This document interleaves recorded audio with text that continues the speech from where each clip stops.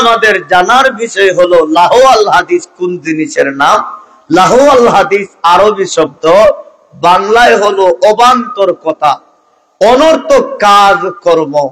মুফাসসিরিনে কেরাম, অধিকাংশ মুফাসসিরিনে কেরাম বলেন লাহওয়াল হাদিসের অর্থ হইল আল গানা মা আশবাহ, গান এবং তার সাদৃশ্য যত জিনিস আছে এদেরকেই লাহওয়াল হাদিস বলা হয়। কোন কোন মুফাসসিরিনে কেরাম বলতেছেন লাহওয়াল হাদিসের কথা, লাহওয়াল হাদিসের ব্যাখ্যা একই কথায় বলা যায় এই সমস্ত কাজকর্ম, যেই সমস্ত কাজকর্ম মানুষকে আল্লাহ থেকে বিমুখ করে দেয়, আল্লাহর জিকির থেকে দূরে সরাইয়া নেয়, আল্লাহর কাজ থেকে দূরে সরাইয়া নেয়, আল্লাহর হুকুম নবীর তরিকাত থেকে সরাইয়া নেয়। এক কথায় বলা যায় এই সব কাজকেই লাহওয়াল হাদিস, অবান্তর কাজ বলা হয়। এই লাহওয়াল হাদিসের সাথে যারাই জড়িত হয়, যারাই সম্পৃক্ত হয়, তারা আর আল্লাহর হুকুম নবীর তরিকার প্রতি মনোযোগী থাকতে পারে না। ফরজ, ওয়াজিব, সুন্নত, মুস্তাহাব, নফল এইগুলো আর তাদের মাথায় আসে না। অনেক ক্ষেত্রে ভালো মন্দর মধ্যখানে তফাৎ করার মতো, তারতম্য করার মতো এই মন মানসিকতা পর্যন্ত তারা থাকে না। আল্লাহ রাব্বুল আলামিন এই আয়াতের মধ্যে বললেন যারা অবান্তর কথাবার্তা খরিদ করে আনে। এখন আসুন, প্রথম নম্বর আমাদের জানার বিষয় হলো অবান্তর কথাবার্তা, গান বাজনা সহ, গায়ক গায়িকা সহ, গানের বাজনা, দুল, ডফকি, তবলা, সারাঙ্গা যা তার সাথে সম্পৃক্ত আছে এই সবগুলো ক্রয় করা যায় কি না যায়। নবীজির এক হাদিস আছে, নবী বলেন লা তাবিউল কায়নাতি ওয়া লা তাশতারুহুন ওয়া লা তুআল্লিমুহুন ওয়া সামানুহুন হারাম। আল্লাহর নবী ডাক দিয়ে বলেন, হে কিয়ামত পর্যন্ত আনেওয়ালা উম্মতেরা শুনো, তোমরা গান বাজনা, গায়ক গায়িকা ক্রয় করিও না। ও আমার উম্মত, তোমরা গায়ক গায়িকা এবং বাদ্যযন্ত্র, বাজনা সমূহ এইগুলো তোমরা বিক্রি করিও না। আল্লাহর নবী একদিকে বললেন ক্রয় করিও না, আবার বললেন এইগুলো তোমরা বিক্রি করিও না। এক কথায় বলা যায় এই সমস্ত বস্তুর ব্যবসা বাণিজ্য করা আল্লাহর নবী নিষেধ করে দিয়েছেন। সাথে সাথে নবী বলেন ওয়ালা তুআল্লিমুন, আল্লাহর নবী বলেন হে কিয়ামত পর্যন্ত আনেওয়ালা উম্মতেরা শুনো, এইগুলো কাউরে ট্রেনিং দেওয়া যাবে না, প্রশিক্ষণ দেওয়া যাবে না, গান বাজনা এগুলো শেখানো যাবে না। এতে ছোট হোক বড় হোক, মধ্যম বয়সের পুরুষ হোক মহিলা হোক, কেউরের জন্য গান বাজনা এইগুলো ট্রেনিং দেওয়া, প্রশিক্ষণ দেওয়া বিশ্ব নবী নিষেধ করে দিয়েছেন। শেষ পর্যায়ে আমার নবী বলেন ওয়াসামানুহুন হারাম। আল্লাহর নবী বলেন হে কিয়ামত পর্যন্ত আনেওয়ালা উম্মতেরা শুনো রে, এই গান বাজনা এইগুলো ব্যবসা বাণিজ্যের মাধ্যমে যেই উপার্জন হয়, বিশ্ব নবী বলেন এইগুলোর মূল্য সমূহ হারাম। এই হাদিসের দ্বারা আমাদের কাছে একটা কথা আমরা শিওর হয়ে গেলাম যে নবীজি গান বাজনা বেচতেও নিষেধ করেছেন, কিনতেও নিষেধ করেছেন। বেচা বিক্রির মাধ্যমে যেই মূল্য অর্জন হবে, যেই মুনাফা অর্জন হবে, যে পুঁজি অর্জন হবে, নবীজি বলেন এটা হালাল না হারাম। জবান খুলে বলেন হালাল না হারাম। তাহলে মুসলমান এই গান বাজনার ব্যবসা বাণিজ্য করার কোন নিয়ম এটা মুসলমান করতে পারবে না।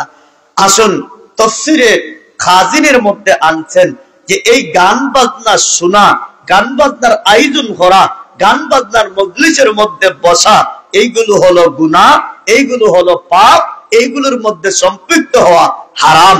চার মাযহাবের ইমাম আবু হানিফা, ইমামে মালিক, ইমামে শাফিঈ, ইমামে আহমদ ইবনে হাম্বল রাহিমাহুমুল্লাহ, এই চার ইমামের মতে গান বাজনা সম্পূর্ণ হারাম।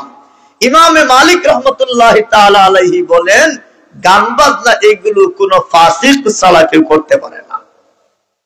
কি বলেন? ফাসিক ছাড়া কেউ করতে পারে না। এর সাথে তিনি একটা হাদিসও আনছেন। হাদিস এইভাবে, ইস্তেমাউল মালাহি মাসিয়াতুন ওয়াল জুলুস আলাইহা ফিসকুন ওয়া তালাদ্দুদু বিহা কুফরুন। হে পৃথিবীর মানব জাতি, গান বাজনার আয়োজন করা এইগুলো নেকের কাম না পাপের কাম? জবান খুলে বলেন, নেকির খাম না গুনার খাম? জোরে বলা লাগবে, নেকির খাম না গুনার খাম? আমাদের মনে হয় বর্তমানে তোর গান বাজনা নাই, আসেনি? আল্লাহর নবী বলেন এমনও তো একদিন আসবে রে, প্রতিটা ঘর থেকে, প্রতিটা পাড়া, প্রতিটা মহল্লা, প্রতিটা এলাকায় চতুর্দিক থেকে গানের বাজনার আওয়াজ আসবে রে। বাস্তব কথা আজকে লক্ষ্য করে দেখো, রাস্তা দিয়ে হাঁটলে, মুসলমানের পাড়া দিয়ে চললে মনে হয় আমি মুসলমানের পাড়া দিয়ে যাচ্ছি, না না, কিন্তু গান বাজনা এইগুলো, বাঁশি সুরাঙ্গা তবলা, এইগুলোর ঢোল ডফকির বাড়ি শুনলে মনে হয় আমি কোন মুশরিক পাড়া দিয়ে যাচ্ছি। আজকে মুসলমানের সন্তান হইয়া অনেকে এই গান বাজনার আয়োজনে শরীক নাই। মনে হয় মুসলমানের তো একটু হায়া শরম তো তাহার দরকার ছিল। আপনাদের কাছে আমার জানার বিষয় হলো, গান বাজনা এটা মুসলমানের ক্ষেত্রে যায়নি। এ কাজটা কার? মুশরিকদের কাজ, ইহুদি খ্রিস্টানদের কাজ, বেঈমানদের কাজ। মুসলমানের সন্তান গান বাজনা যাইতে পারে না।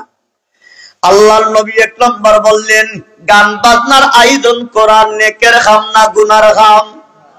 জোরে বলেন, গুনার খাম। ওয়াল জুলুসু আলাইহা, আল্লাহর নবী বলেন গান বাজনার মধ্যে যাইয়া বসে বসে গান বাজনা শোনা, এইগুলোকে সমর্থন করা, এইগুলোর মধ্যে বসা, নবীজি বলেন এইগুলো হলো ফাসিকি। ও আমার ভাই বন্ধুগণ, আমরা অনেকে মনে করি যে লোকটা দাড়ি কামায় সে মাত্র ফাসিক। না রে না, আরো মানুষ ফাসিক আছে।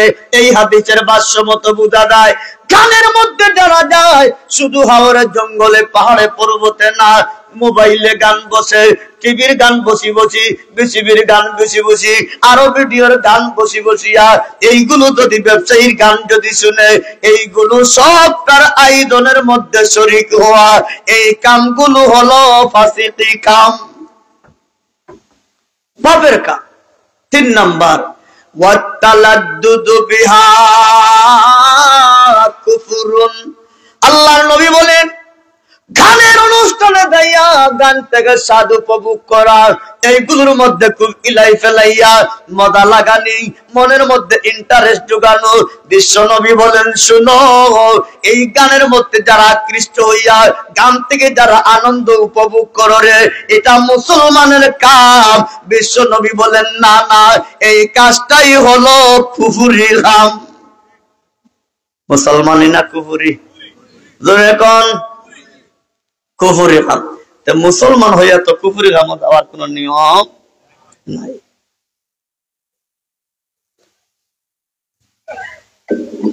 আল্লাহর নবী বলে আল গানা রুকিয়াতুজ জিনা। আল্লাহর নবী বলেন আমার উম্মত, গান বাজনা এমন বস্তু, এটা হলো জিনা, বেবিচারের যন্ত্র। এইগুলো কিনা জিনার যন্ত্র, বেবিচারের যন্ত্র। গান বাজনার মাধ্যমে মানুষ মানুষের প্রতি ধাবিত হয়। আপনারা লক্ষ্য করে দেখবা, বিশেষ করে যাত্রা গান যেগুলো হয়, মেয়েদের মাধ্যমে এই গানগুলো পরিচালনা করা হয়। ও দুনিয়ার মানুষ, এমনিতেই একটা মেয়ে বেপরদা হওয়া, এমনিতেই পুরুষ পালের সামনে একটা মেয়ে যাওয়া, এটা হালাল না হারাম? 2 নম্বর, আবার মেয়ে যখন গান বাজনা করে রে, এলাইয়া হেলাইয়া বিভিন্ন ভাব ভঙ্গি দিয়া, তখন একটা মানুষ পুরুষ লোক যদি হয়ে থাকে, তাহলে পুরুষত্ব যদি তার মধ্যে থাকে, তাহলে কি বলেন, তার অন্তরের ভিতরে গুনার আকর্ষণ আসবে না? আসবে না?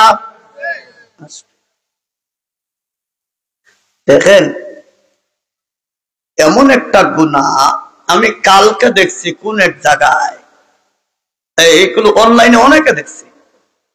এমন একটা জায়গায় এমন গানের আয়োজন করেছে। প্রথম নম্বর চিন্তা করার দরকার, জমিনের মালিককে,